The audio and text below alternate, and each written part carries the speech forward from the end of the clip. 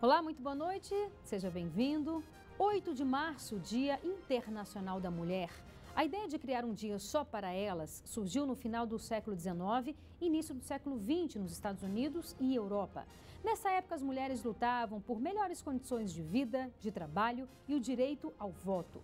A primeira celebração da data foi no ano de 1909. De lá para cá, será que muita coisa mudou? O direito ao voto foi conquistado. A inserção no mercado de trabalho é outro avanço, mas com certeza ainda há muito o que mudar. As mulheres continuam ganhando menos, mesmo exercendo a mesma função que os homens. Uma recente pesquisa revela que as mulheres estão em apenas 37% dos cargos de chefia nas empresas. E o que falar da violência? Estimativas indicam que a cada 4 minutos uma mulher é agredida aqui no Brasil.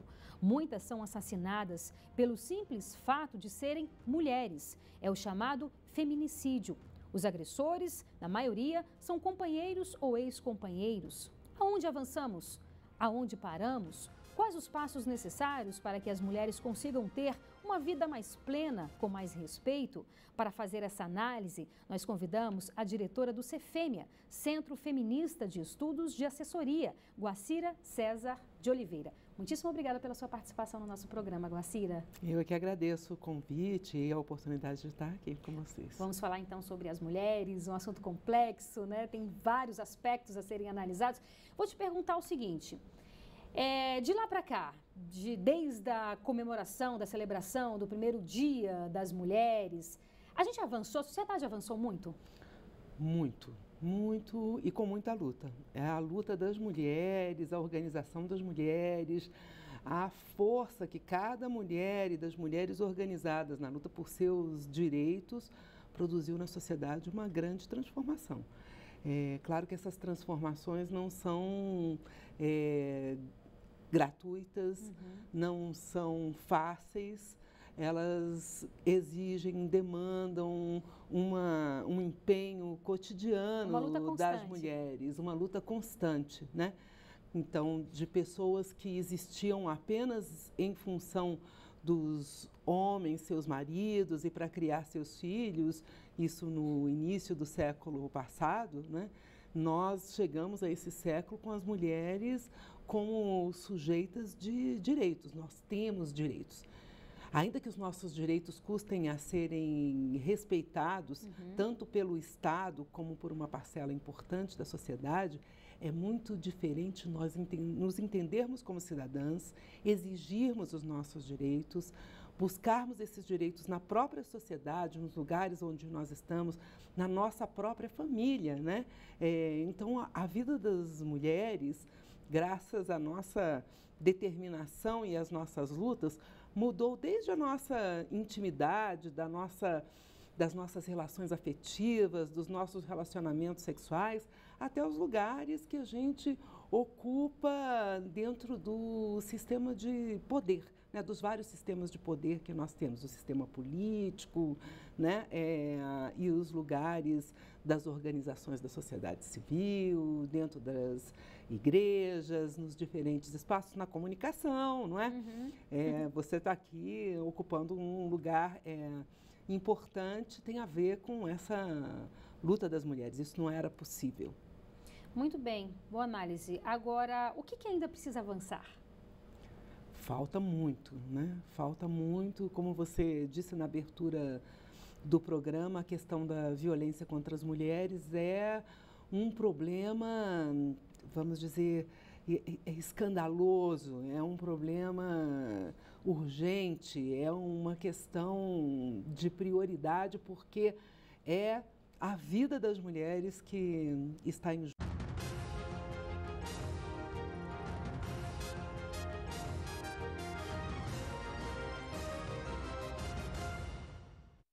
Estamos de volta com o Band Entrevista, hoje falando sobre o universo das mulheres, e a nossa convidada é a diretora do Cefêmea, Centro Feminista de Estudos de Assessoria, Guacira César de Oliveira. Guacira, nós falávamos no bloco passado sobre algo que realmente é assustador, sobre essa violência que vem crescendo, né? Porque muitos falam, não, o que vem crescendo, na verdade, é a possibilidade, a mulher está se expondo, a mulher está, enfim, tornando a público essa questão, denunciando mais, mas não é só isso, como você estava falando. Isso é muito bom a gente destacar, porque muitas vezes você pode olhar como algo positivo, né? O fato dos números estarem aumentando pelo fato das mulheres estando denunciando, mas não é só isso, como você está falando. Quer dizer, a violência de fato vem aumentando, os assassinatos vêm aumentando. É muito difícil a gente tentar encontrar uma lógica para algo que não tem muita lógica, mas se a gente fizer uma análise, quais os fatores que podem estar por trás disso? Existe uma cultura conservadora crescendo na nossa sociedade, uma cultura que quer que a mulher volte para o lugar onde ela estava lá no início do século passado, né?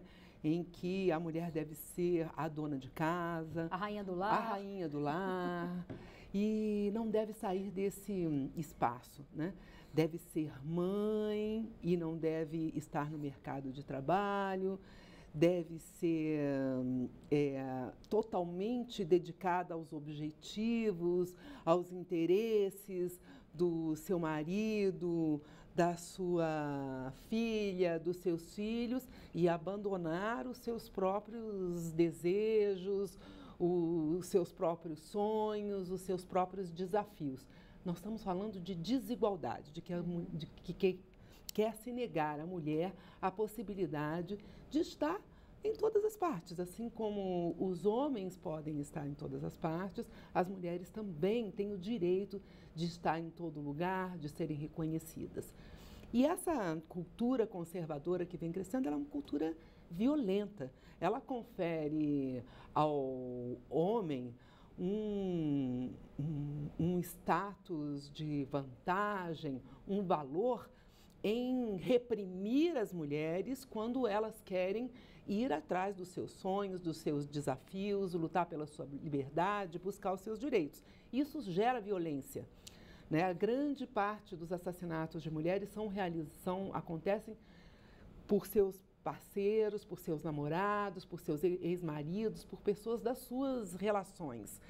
Então, esse espaço da família, esse espaço do doméstico, é um espaço que tem sido muito perigoso para as mulheres. E a gente tem que olhar para esse lugar com cuidado, poder acolher a mulher e poder lidar com esses valores que começam a se erguer de novo na sociedade, esses valores machistas, conservadores, misóginos, que querem negar à mulher o direito de ser quem nós somos em igualdade de direitos. E nós queremos falar de igualdade de direitos. Mulheres e homens são diferentes. E nós somos diferentes em muitas situações, não só por sermos mulheres ou homens, mas pela orientação sexual que temos, pela cor da nossa pele, pelo lugar onde nós vivemos, se na cidade, se no campo. Mas nós temos direitos iguais. Nós temos direito a uma vida sem violência. Nós temos direito a receber salário igual, por trabalho igual. Todos têm obrigação com as crianças, com os filhos. Homens e mulheres têm que ter responsabilidades iguais com a educação dos filhos. Têm que ter responsabilidades iguais com o cuidado de idosos.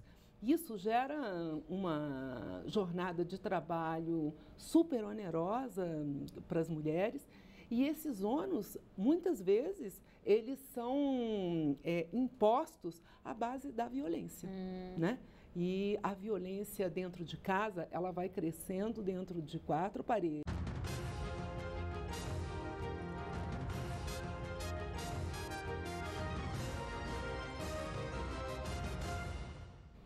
Estamos de volta com o Band Entrevista, hoje falando sobre as mulheres, e a nossa convidada é a diretora do CEFEMIA, Centro Feminista de Estudos de Assessoria, Guaciara César de Oliveira. Guaciara, tantos aspectos a serem abordados. Vamos falar um pouco sobre o mercado de trabalho. Essa diferença salarial não dá para entender, né? Quer dizer, homem e mulher fazendo exatamente a mesma coisa, os homens ainda ganham mais. Por que isso? Por causa do machismo, né? Era o que a gente estava conversando no último bloco. Essas relações de dominação e subordinação entre homens e mulheres, elas estão aceitas de alguma maneira pelo Estado, né? E embora as leis digam que nós temos direitos iguais, nos assegurem a igualdade de direitos, quando a gente vai destrinchando, não é? Vai percebendo, então, que essa igualdade, que é nosso direito, ainda é um desafio, ainda tem que ser conquistada. Se aceita que as mulheres possam ganhar menos, mesmo tendo a mesma competência, a mesma responsabilidade, a mesma formação, o mesmo cargo que os homens.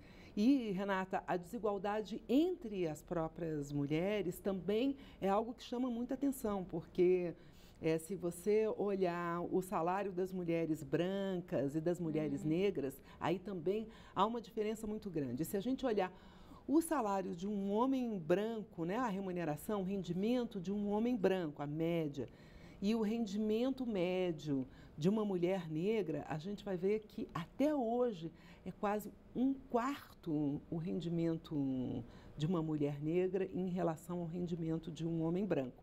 Então a gente vive numa sociedade que é machista, patriarcal e que também é racista, e que as mulheres são especialmente penalizadas por essas formas de discriminação e de opressão. E o mercado de trabalho traduz isso de uma maneira brutal. A gente vai ver que agora, nesse momento de crise, que as primeiras a serem desempregadas são as mulheres. Os números do desemprego já revelam isso hoje, né? A maioria das desempregadas são mulheres, ou melhor, as mulheres são aquelas que estão sendo desempregadas em maior número em relação aos homens. Mas agora é tão implícita e às vezes tão sutil essa questão do machismo que a gente percebe, por exemplo, no mercado de trabalho. É comum, às vezes, se uma mulher ocupa um lugar de destaque, as pessoas comentarem que ela ocupou aquele lugar, enfim, porque se relacionou com essa ou aquela pessoa. E o mais triste que eu acho, às vezes tem mulheres falando isso, entende? Então, quer dizer, é um machismo que está implícito na nossa sociedade, não é? Muitas vezes até as mulheres também reforçam isso. Exato.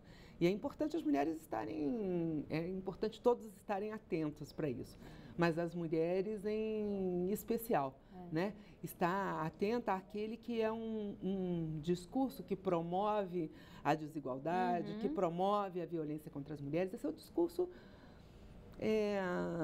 Isso acontece com as mulheres, mas acontece em geral. Os valores que são dominantes numa sociedade, eles são assumidos no topo da pirâmide e na base da pirâmide também, né?